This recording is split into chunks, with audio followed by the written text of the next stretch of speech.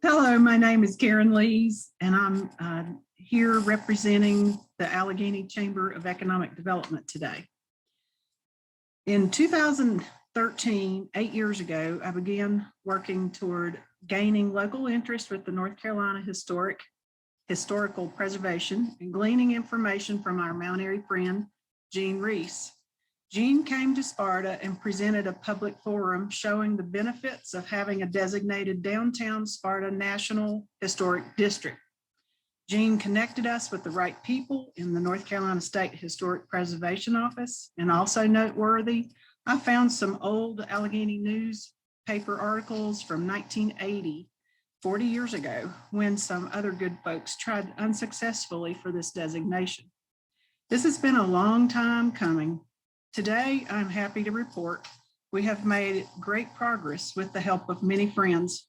I will have to say the most important reason we are successful to this point is the National Register Advisory Committee added the Downtown Sparta Historic District to the National Register study list. This opened the door for our current position, which is a proposal for a permanent designation. Also, we named a very hardworking and dedicated committee consisting of Ricky Brown, attorney Jim Lambie, Joyce Wigan, and myself. We successfully fundraised $13,000 from our generous community, and we are deeply grateful for their confidence in our efforts. This $13,000 funded the required study or survey, as it is formally named. The survey is a study of the buildings in the designated area. It is a one-time expense, and it remains a perpetual document. For example, Mount Airy is using a 40-year-old survey for their ongoing historic preservation projects. Excuse me. This fund allowed us to contract with one of North Carolina's best architectural historians, Laura Phillips, and she has recently completed Sparta's survey. Laura Phillips will follow this video with a detailed report of her findings. And I must tell you that Laura has been a very positive trooper driving from Winston-Salem, coming up to our beautiful mountains during a pandemic, during earthquakes and inclement weather. Many of our local historians have enjoyed working with her, and we are most grateful for everyone's participation. Laura is now Sparta's friend in perpetuity. This effort has not been easy, but nothing worthwhile is ever easy. You might ask, why would we want Sparta to be a designated historic district? In a nutshell, it is important to preserve our historic resources. Have you ever truly looked at an old storefront? Looked at the front windows' thick glass? Have you looked at the old brick and the wood? We feel akin to this nostalgic hardscape and have satisfaction in reusing existing buildings instead of tearing them down and building new ones. If elements are historically significant or unusual, they can also be a source of community pride and lead to other improvements. Historic buildings can be affordable for businesses to rehabilitate because of the possible tax incentives, grants, or other financial support. In addition, they may attract business in and of themselves simply because people are often fascinated by those old buildings. The historic designation can provide direct benefits for your property for future development opportunities. Qualifying projects may be eligible for both state and federal tax credits that can be used to help fund improvements. Tax credits of up to 20% state and 20% federal are possible on ordinary income. Prosperity zone tax benefits could be beneficial as well. Listing in the National Register is largely an honorary designation that can generate substantial benefits for property owners. It's a spoke in the wheel for Allegheny's economic development. Communities such as Elkin, Lansing, West Jefferson have achieved this designation and have seen increased capital investments, appreciating property values, all the while protecting historic resources. This next statement is very important. This designation does not prohibit any changes to a building by the owner. But if you desire to qualify for the tax credits, there are some restrictions. Evidence is abundant that property values increase with historic preservation improvements. Allegheny has been very slow to desire the status for Sparta to become a National Historic District. There are only 10 North Carolina counties that have not achieved this. Unfortunately, we're one of the 10, but now we're very close to our goal. And thanks to many of you that have helped, the next step is a required public meeting, and that date and time are to be announced. The final step in this process is on Thursday, October 14th, when the National Register Advisory Committee will advise whether the State Historic Preservation Officer should forward it to the National Park Service. The National Park Service will have the final say as to whether Sparta is officially a National Register listed. Of course, we are hopeful this plan will come together. We thank you for your time and your interest in this project, and stay tuned for further updates. And please contact the Allegheny Chamber of Economic Development for more information. Thank you. Hi, I'm Laura Phillips. I'm an architect.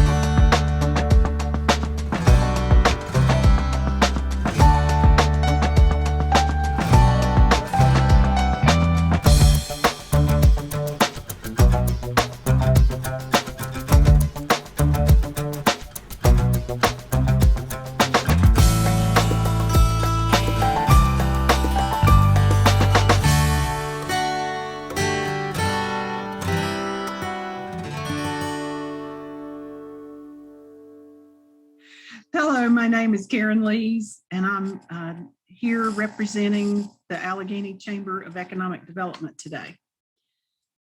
In 2013, 8 years ago, I began working toward gaining local interest with the North Carolina historical preservation and gleaning information from our Mount Airy friend, Gene Reese.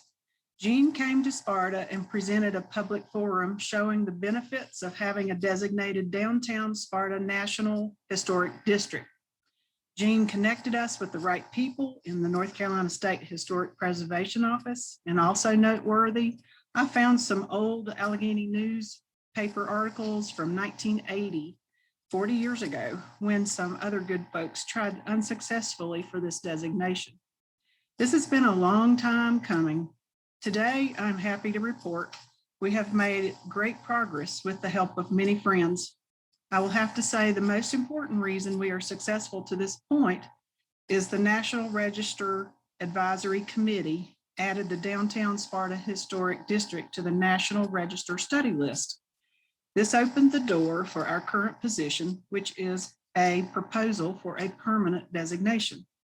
Also, we named a very hardworking and dedicated committee consisting of Ricky Brown, attorney Jim Lambie, Joyce Wigan, and myself. We successfully fundraised $13,000 from our generous community, and we are deeply grateful for their confidence in our efforts. This $13,000 funded the required study or survey, as it is formally named. The survey is a study of the buildings in the designated area. It is a one-time expense, and it remains a perpetual document. For example, Mount Airy is using a 40-year-old survey for their ongoing historic preservation projects. Excuse me. This fund allowed us to contract with one of North Carolina's best architectural historians, Laura Phillips, and she has recently completed Sparta's survey. Laura Phillips will follow this video with a detailed report of her findings. And I must tell you that Laura has been a very positive trooper driving from Winston-Salem, coming up to our beautiful mountains during a pandemic, during earthquakes and inclement weather. Many of our local historians have enjoyed working with her, and we are most grateful for everyone's participation. Laura is now Sparta's friend in perpetuity.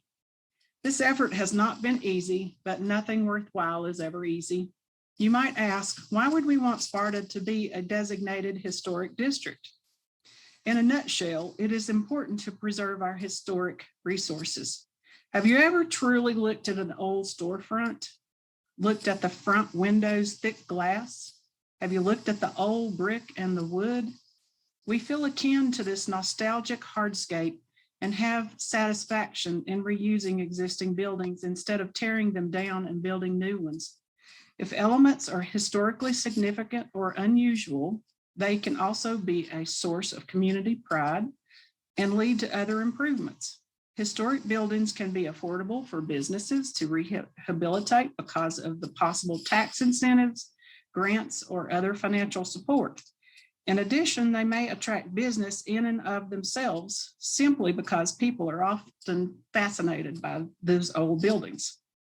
The historic designation can provide direct benefits for your property for future development opportunities. Qualifying projects may be eligible for both state and federal tax credits that can be used to help fund improvements. Tax credits of up to 20% state and 20% federal are possible on ordinary income. Prosperity zone tax benefits could be beneficial as well. Listing in the National Register is largely an honorary designation that can generate substantial benefits for property owners. It's a spoke in the wheel for Allegheny's economic development. Communities such as Elkin, Lansing, West Jefferson have achieved this designation and have seen increased capital investments, appreciating property values, all the while protecting historic resources. This next statement is very important. This designation does not prohibit any changes to a building by the owner. But if you desire to qualify for the tax credits, there are some restrictions. Evidence is abundant that property values increase with historic preservation improvements. Allegheny has been very slow to desire the status for Sparta to become a National Historic District. There are only 10 North Carolina counties that have not achieved this. Unfortunately, we're one of the 10, but now we're very close to our goal. And thanks to many of you that have helped, the next step is a required public meeting, and that date and time are to be announced. The final step in this process is on Thursday, October 14th, when the National Register Advisory Committee will advise whether the State Historic Preservation Officer should forward it to the National Park Service. The National Park Service will have the final say as to whether Sparta is officially a National Register listed. Of course, we are hopeful this plan will come together. We thank you for your time and your interest in this project, and stay tuned for further updates. And please contact the Allegheny Chamber of Economic Development for more information. Thank you. I'm an architectural historian, and I conducted the survey and prepared the National Register nomination for the Downtown Sparta Historic District. And today I'm going to share some of the findings of that project. Located at the crossing of US 21 and North Carolina 18 in the Allegheny County seat of Sparta, the Downtown Sparta Historic District marks the very center of this mountainous northwestern North Carolina county that is bordered on the east by Surry County, on the south by Wilkes County, on the west by Ashe County, and on the north by the state of Virginia. Centered on the intersection of Main and Whitehead Streets, the historic district encompasses approximately 5.9 acres, whose boundary surrounds a tightly knit collection of 25 commercial and governmental buildings constructed between circa 1928 and the mid-1950s. Until the arrival of modern transportation in the 20th century, Allegheny County remained largely isolated. Although railroads stretched to other parts of North Carolina's mountains, they never crossed Allegheny County. As a result, large-scale industrial development never made a home in the county. Instead, the county's economy relied primarily on agriculture. As Allegheny County's only town, Sparta became its commercial and governmental center. After the county was formed in 1859, the location for the county seat was selected and incorporated in 1879 as the town of Sparta, named for the ancient Greek city-state. A series of 4 courthouses built between 1867 and 1933 served as the county's center of government. Business directories between 1884 and 1915 reveal the commercial development of Sparta's downtown as it came to replace isolated rural crossroads stores as the place where farm families went to shop, trade, and socialize. In 1905, the North Carolina Yearbook and Business Directory reported Sparta's population as 561. The town at that time had 5 lawyers, not surprising for a county seat, 3 doctors, 1 veterinary surgeon, 5 contractors and builders, and 1 architect, 1 music teacher, 3 real estate agents, 4 churches, 3 Baptists and 1 Methodist, 2 newspapers, 5 stores, including a general merchandise store, dry goods stores, and retail grocers, 2 confectionery dealers, and 4 sellers of agricultural implements. In addition, there were 2 hotels and boarding houses, 2 butchers and dealers in cattle, 2 blacksmith shops, 2 carriage manufacturers, 2 casket manufacturers and dealers, a leather dealer, and a Sparta roller mill. By 1915, Sparta's population had increased to 1910, and the town had added a dentist, a bank, and a high school. Since then, Sparta's population has decreased, with the 2020 population standing at 1,719. Despite the fact that downtown Sparta was obviously growing and there were multiple commercial buildings erected to support that growth, none of those buildings from the late 19th and first quarter of the 20th centuries survived. Most of Sparta's commercial buildings at that time were aligned along either side of the first block of North Main Street, next to or across from the courthouse. But 3 known fires changed the character of that portion of Sparta's downtown. On March the 24th, 1927, a fire destroyed the 2-story with basement brick commercial building at the northwest corner of North Main and West Whitehead Streets. 2 other stores were damaged in the fire, as was the front of the Bank of Sparta across the street from the southwest corner of South Main and West Whitehead Streets. Next came the Great Fire of January 7th, 1933, originating when an oil stove exploded in Ray's Cafe on the west side of North Main Street. The fire quickly spread to the surrounding buildings, mostly frame, on that side of the street and jumped across the street where it burned the law office of R.A. Doughton and most of the courthouse. With no adequate water supply and little firefighting equipment, the volunteer fire department was largely powerless to stop the fire and finally resorted to using dynamite in an attempt to blow out the fire at the north end of the block.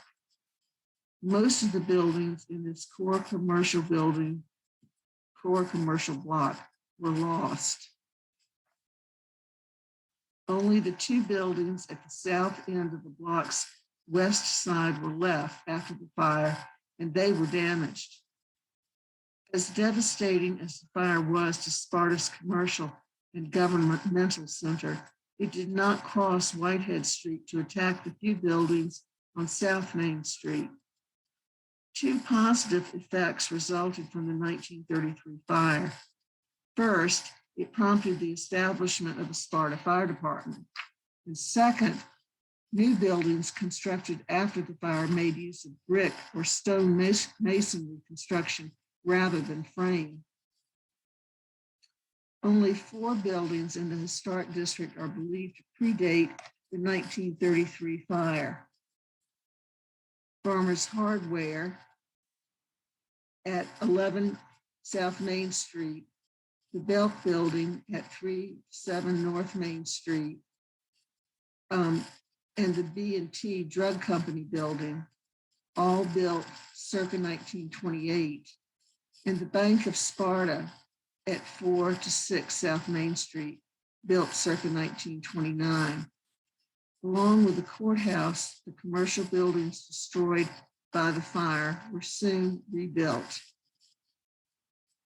The third fire to strike Sparta's downtown occurred on January 28, 1986, in sub-zero temperatures and 20-mile-an-hour winds. Beginning in the Sparta restaurant, the same location where the 1933 fire had started, the 1986 fire destroyed several buildings on the west side of North Main Street, north of the Spartan Theater at 27 North Main Street. The theater's firewall protected it during the fire and kept the fire from advancing southward. Although the 1933 fire was devastating to downtown Sparta, the rebuilding that occurred thereafter coincided with several other events to help create the strongest period of growth in Sparta's commercial center. The buildings that comprise the historic district today reflect the development of that time. One of the most significant events of the period was the arrival of electricity in the area. Partial electricity came in 1925, and full, dependable electricity arrived in 1931, bringing revolutionary change to the way people lived in both Sparta and Allegheny County. Having electricity was a boon to the economy. Another significant event was the availability of automobiles. With automobiles, the people of rural Allegheny County could more easily travel to Sparta to do their shopping and attend to their legal business at the courthouse. By the late 1920s, there was even a Ford dealership, J.H. Doughton's Allegheny Motor Company, located at the center of town in the building that later became Palmer's Hardware. Perhaps surprisingly, the Depression ultimately had a positive effect on downtown Sparta. The Depression, of course, was difficult for Allegheny County, as it was elsewhere, but federal New Deal programs provided a variety of work for many. It was the Work Projects Administration, in cooperation with county government, that built the Allegheny County Community Building at 85 East Whitehead Street in 1940. Both the WPA and the Civilian Conservation Corps were involved in the building of the Blue Ridge Parkway. Work on the first 12 miles in Allegheny County began in 1935. Not only did this major construction project provide an economic boost to the county, but the tourism that the completed parkway brought introduced thousands to Allegheny County and served as a boon to the economy for years to come. In addition, the use of stone for bridges, retaining walls, and other features of the parkway likely influenced the increased use of stone in local building at the time. 4 buildings in the historic district: the circa 1935 Smithy's store at 38 South Main Street, the late 1930s Bledsoe buildings at 58 and 60 South Main Street, and the 1940 Allegheny County Community Building have a strong impact on the architectural character of the historic district due to their use of stone construction. These events, the 1933 Sparta fire, the electrification of Sparta and Allegheny County, the increased use of automobiles, and the Depression period economic recovery programs of the federal government, especially the Blue Ridge Parkway, combined to promote the strongest period of growth in downtown Sparta.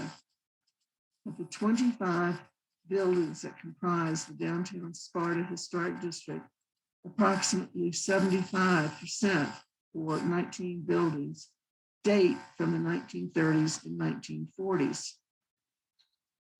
Now let's take a look at the architecture of the district. Throughout the primary physical development of the historic district between circa 1928 and the mid-1950s, Most of the commercial buildings erected were representative of the standard commercial style of the time, seen in commercial historic districts throughout America. Both 1- and 2-story buildings in downtown Sparta represent the style. While some have more elaborate features, most consist of brick facades with recessed entrances flanked by glass shop windows set on brick bateaux or skirts. Many have a transom that carries across the lower facade above the entrances and windows. A simple brick panel is often found on the upper facade, and a terracotta coped plain parapet crowns the whole. Here are some examples of that. One is the 1928 Belk building. And then on the right, we see the building at 1517 North Main Street. Both of those are 2-story, and both have pretty plain brickwork facades.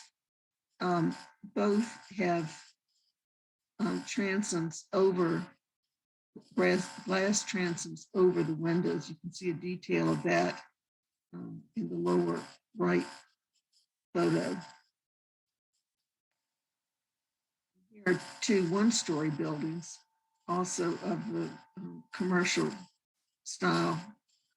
The buildings at 21 North Main Street, and also building at 36 North Main Street. You can see with these, both of these, the recessed central entrance flanked by windows, shop windows, and the simple brick panels above the upper facades. And also you can see the terracotta coping along the parapet at the top. Another one of these 1-story buildings is at 20 South Main Street. Just a very simple building, but with all the same basic features. And then there are 2 2-story buildings at 28 and 32 West Whitehead Street, again with recessed entrances with flanking shop windows.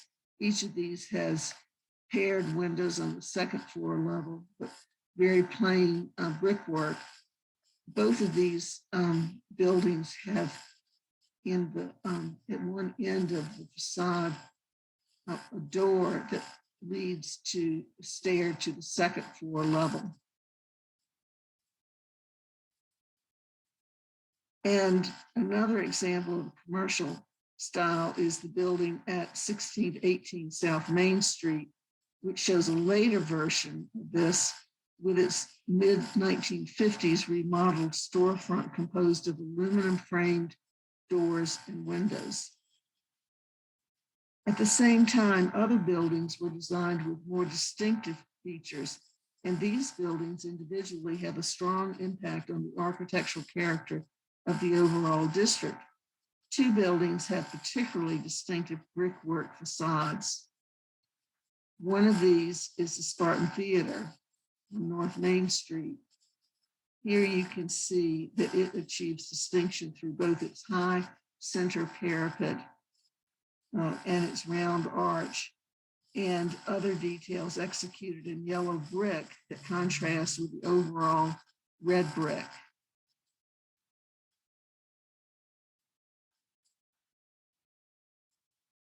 Another such building is the Dr. P.L. Choate building on East Whitehead Street. It was built in 1953. I was a little confused about this initially because it has a cornerstone that says it's the Dr. P.L. Choate building, and I thought it was Dr. Choate's office, and then later found out, no, his office was on North Main Street. But this cornerstone is there because it was named in honor of him, because he gave the building for the body shop for the Choate Motor Company building next door, which was his son's business.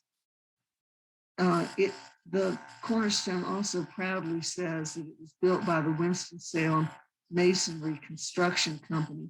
And it's really quite a wonderful store in that building, in that the brickwork on the facade uses two different colors of shades of brick to create a diamond pattern in the brickwork across the entire facade.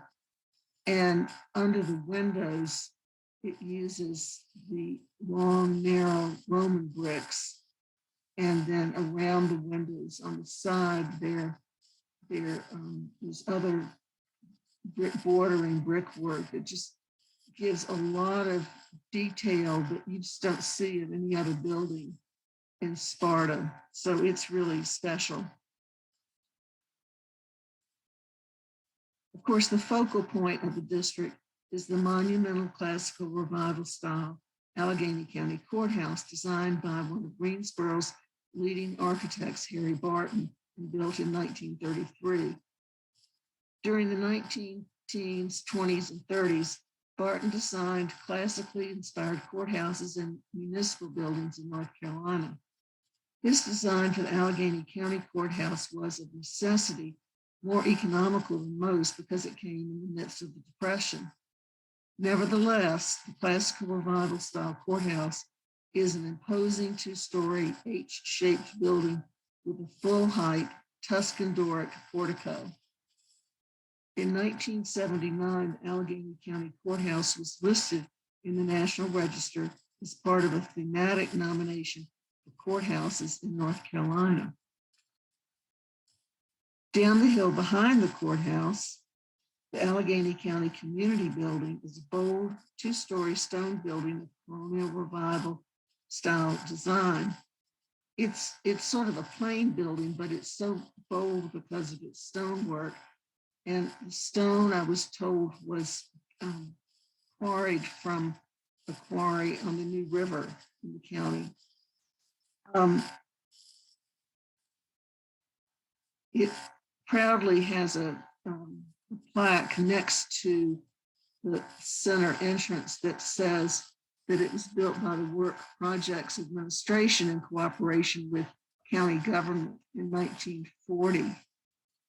And unfortunately, you can't, because of my face in front of it, you can't really see. But in the main room, there is a wonderful stone fireplace.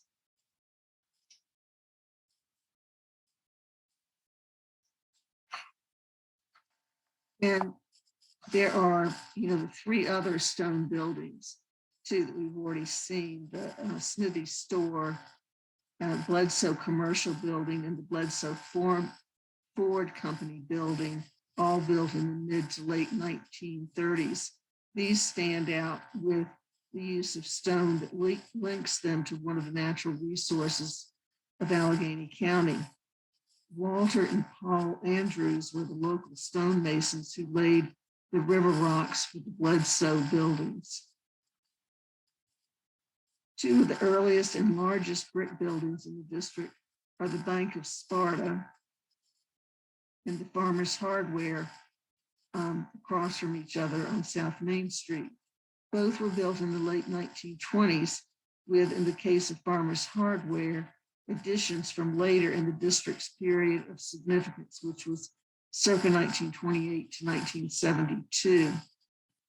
On Farmers Hardware, the addition on the right-hand side of the photo had been built, and Farmers Hardware later purchased it and enclosed the front entrance and opened up an interior entrance that would give passage between the two sections of the building.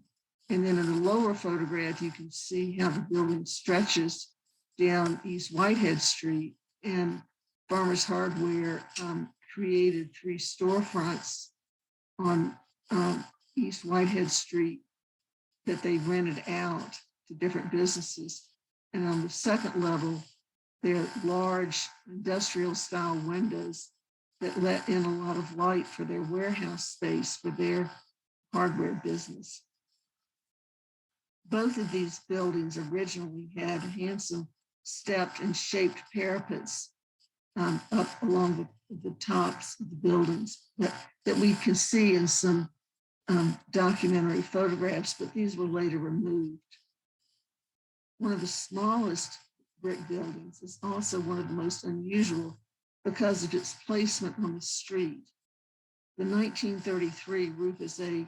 Doughton Law Office at 30 North Main, though attached to 36 North Main Street, is set back from the sidewalk and faces the north side of the courthouse with a 2-bay front porch. And this, I'm sure, was because since Doughton was a lawyer, he was constantly going back and forth to the courthouse. And so he put his entrance on that side of the building. So it just has a completely different orientation from the other buildings. And lastly, at 68 East Whitehead Street, the 1946 Choate Motor Company building introduces modernism to the historic district with its building that shows two sections of the facade that are parallel to the street, although the one with the garage doors is set farther back than the one with the show windows. And in between the two and connecting them is an angled section that has a transom with alternating blue and yellow sections, all of which gives a very progressive design unseen elsewhere in the historic district. Sam Porter was its contractor.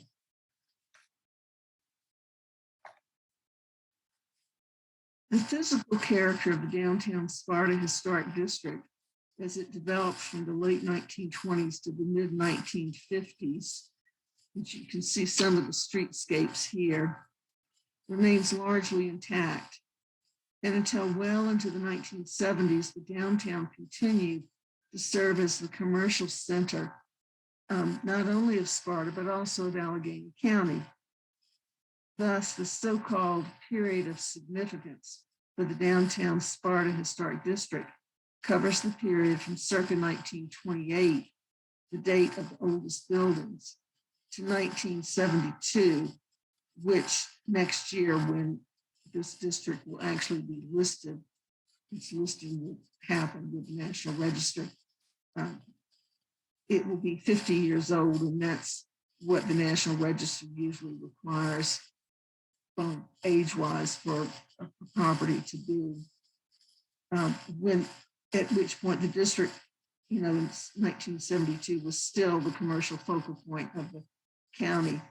Since the late 1970s, however, other developments in Sparta have pulled commercial activity from the downtown. In 1977, the town's first shopping center, Trojan Village, was opened by developer D.W. Miles on South Main Street. In 1986, Ken Richardson opened another shopping center, Sparta Square, near Trojan Village. In addition, in the early 1980s, Walmart opened a store in Galax, Virginia, only 20 miles from Sparta, and it immediately drew many shoppers from Sparta and Allegheny County. From that point, the commercial character of the historic district began to change. Instead of department stores, there were more specialty stores and business offices. At the same time, some buildings became vacant.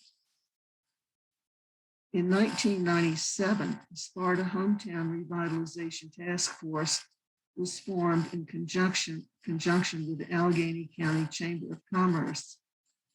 The task force conducted a community assessment to consider the possibilities for revitalization of Sparta's downtown and to make recommendations. More recently, a streetscape project was undertaken to make Sparta's historic government and commercial center more attractive and accessible to pedestrians. Today, other efforts, such as the downtown Sparta National Register Historic District, are being undertaken to maintain downtown Sparta as the vibrant, historic commercial and government center of this North Carolina mountain town. Thank you. Hi, everybody. My name is Jennifer Cathy. I am a restoration specialist for the State Historic Preservation Office working out of Asheville, North Carolina. And I'm here today to tell you about the historic rehabilitation tax credits. Now that you are getting a historic district in Sparta, that means that the buildings that are listed as contributing in the National Register Historic District are going to be eligible to apply for these historic rehab tax credits. So let me get my screen up and running, and I'm going to show you some photos of some successful rehab tax credit projects in Western North Carolina and give you the basics of the tax credits. So here we go. Right. So don't feel like you need to absorb all of the details about these tax credits. It is kind of a complex program, but for right now, just feel comfortable in knowing that this program is available for buildings that are listed in the National Register of Historic Places. And me and other staff of the State Historic Preservation Office are available to talk to you about it, talk to property owners about it, and get people on track to benefit from the tax credits. So the tax credits are sort of a benefit communities in a lot of different ways. At a most basic level, they are providing economic incentive for property owners and developers to invest in National Register listed buildings. But over and above that, they benefit local economies and they help in the revitalization of towns and neighborhoods. So what's a tax credit? It's not the same as a tax deduction, but a tax credit provides a dollar for dollar reduction in the amount that a taxpayer owes. And so, you know, hypothetically, if you have a $10,000 tax bill and a $4,000 tax credit, you're going to reduce your tax owed to $6,000. We've got two historic rehab tax credits available here in North Carolina. The first is the tax credit for income producing buildings. So this most often applies to your downtown commercial buildings. So a certified rehabilitation, that's a building rehab that for which there's a tax credit application and for which there is review at the state and the federal levels. The owner or the developer can qualify to earn a 20% federal tax credit against their qualified rehab expenses. And that gets piggybacked by a 15 to 25% state income tax credit. So in Allegheny County, due to the county tier designation assigned by the Department of Commerce, a commercial property owner can stack a 20% tax credit on top of a 20% federal tax credit, offsetting qualified rehab expenditures by 40%. So that's a pretty significant incentive to go for these tax credits. The other historic rehab tax credit that's available in North Carolina is for owner-occupied residential buildings. Now, I don't know if you've got any houses in your new historic district, but you might potentially have owner-occupied residential units, i.e. maybe a condo unit inside the shell of a commercial building. But this state rehab tax credit, again, it's for certified, that's approved rehabilitation with an application made to the state, offsets 15% of qualified rehabilitation expenditures made on that owner-occupied residential building. Unlike the federal credits, this tax credit is capped. It's the first $150,000 of rehab expenditures that are tax credit eligible. So that caps that state tax credit at $22,500. Even so, that's a nice chunk of income tax owed to offset. So again, there's a lot of details to learn about this program, but for right now, I hope that those of you watching the presentation will just simply remember, now that you have the National Register Historic District, you're gonna have property owners that are eligible to apply for these tax credits. They might benefit a current building owner. They might be used as an incentive during a sales transaction for a building, or they might be used in a downtown revitalization or economic development context, when you can use these credits to attract the buyers and the building work that you want to see in your downtown. So you got to ask yourself, is the property listed in the National Register, or is it contributing to a National Register Historic District? Does the building owner have federal and state income tax to offset with a tax credit? Will both the interior and the exterior building work meet historic preservation guidelines? And is the owner or developer willing to compile an application and allow for that application review to run its course? And if the answer is yes, you've got a good candidate for these tax credits. And that's the end of my talk. So, remember that the program is out there for you. Tell your friends and neighbors, remember to use the tax credits as an incentive in your downtown. And you're welcome to contact me, and you're welcome to send property owners and property buyers to me just to learn more about the program. My name and number are listed right here.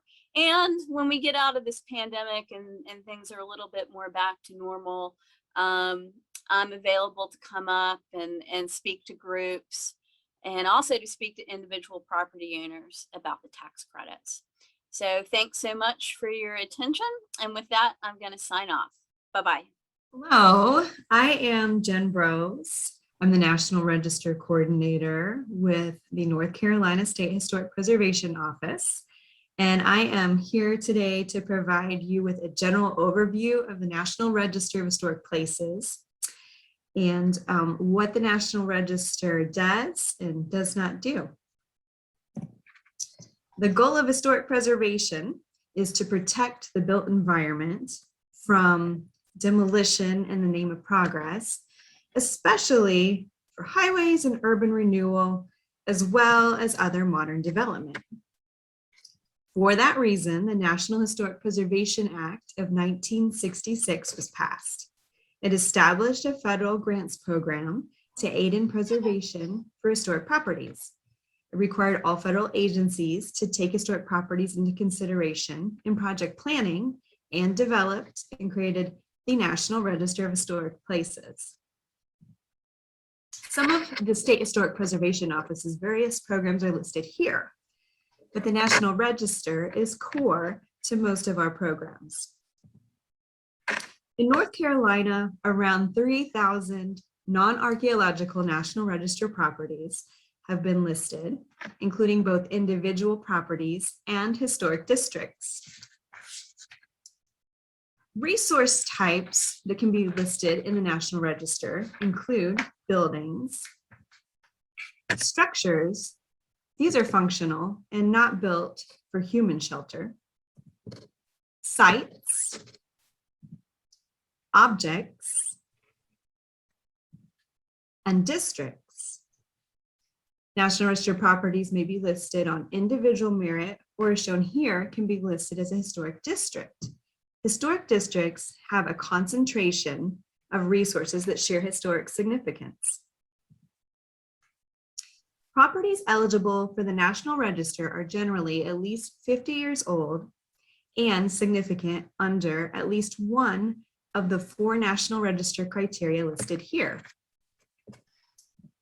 And these are criterion A, association with an important historic event or trend. Criterion B, for association with the productive life of an individual significant in their field compared to their peers.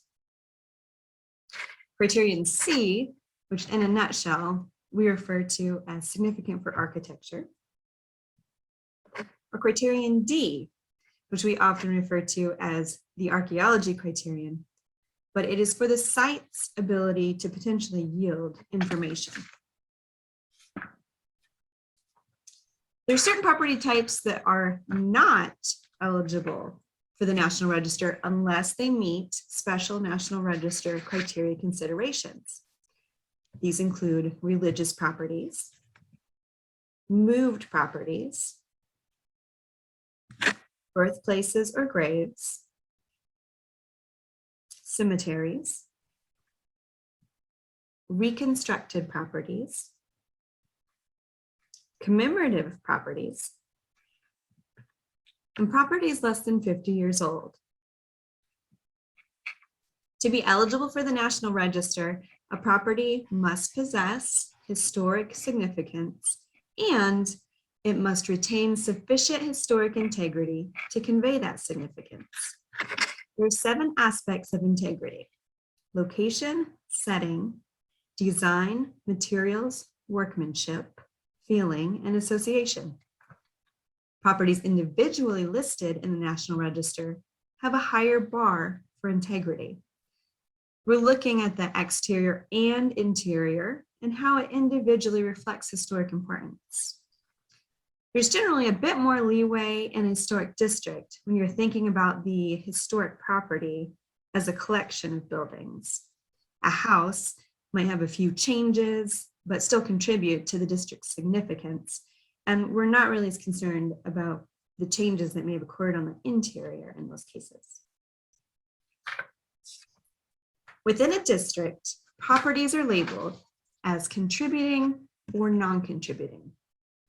Properties contributing to a district's significance are eligible for all of the benefits of listing, just like an individually listed property.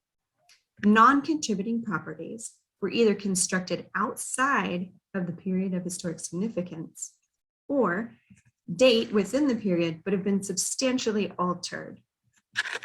District boundaries must include a high concentration of contributing resources and are drawn to exclude non-contributing properties where possible to maintain a strong and contiguous district. We also can't jump over a big swath of recent development or an area of demolition, for example, to pick up outlying areas. So what does the National Register do and not do? The National Register is primarily an honorary designation. It helps the resources consideration in government planning processes. Federal agencies also consider impacts on National Register eligible properties, so not just National Register listed properties. The National Register allows the public to nominate public property. It only lists private property if owner or a majority of private owners do not submit formal objections. It can increase public awareness of a resource and can be a great way to document its history. National Register may open doors to preservation incentives, and it does stimulate economic development. The National Register does not limit or restrict the rights of private owners to use, develop, or sell their property. It does not require an owner to repair, preserve, or maintain it. It does not require you to open your property up to the public for tours. And to the surprise of many people, the National Register does not prevent demolition. People often confuse the National Register of Historic Places with local historic designation. These are not the same programs, and the National Register does not have the same kind of legal teeth that a local designation has. The National Register is non-regulatory and provides little protection for properties beyond environmental review.